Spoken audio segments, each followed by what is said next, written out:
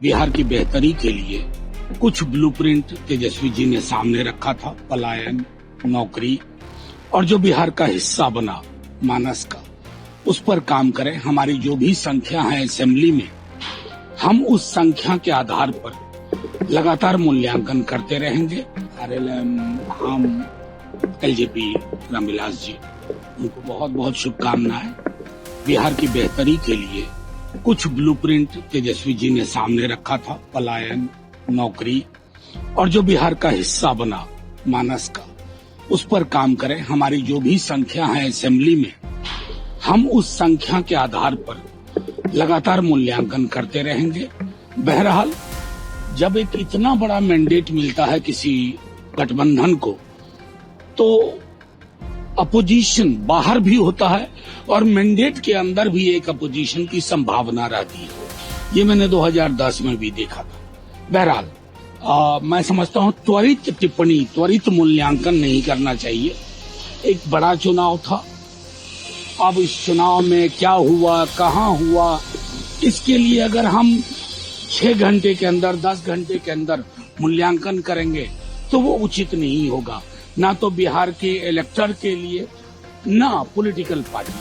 कांग्रेस का सीधा आरोप जो आपने कहा 6 घंटे के अंदर कर देना, ये सर एक बड़ा। सर, मेरा सीधे कहना है, मैं आपसे दोहरा रहा हूँ, इस तरह के चुनाव के नतीजे एक तो चुनाव का आभास नहीं देते हैं, चुनाव जैसा नहीं लगता है, इसलिए इसका मूल्यांकन त्वरित शब्द का ये हिंदी शब्द है, जिसका मतलब होता है इतना फास्ट इवैल्यूएशन और एनालिसिस नहीं होनी चाहिए। बचने के लिए कोशिश अपने से आने के लिए कि हमने नहीं, मैं कोई ऐसी टिप्पणी नहीं करूंगा। मेरा मानना है कि बिहार की जनता ने, बिहार की हमारी आवाम ने, और मैं दोहरा रहा हूं, तेजस्वी जी यही हैं, मुद्दे यही हैं।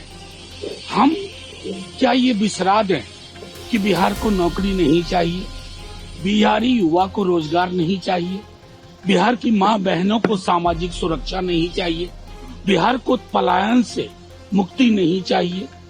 ये मुद्दे ज्वलंत मुद्दे रहेंगे।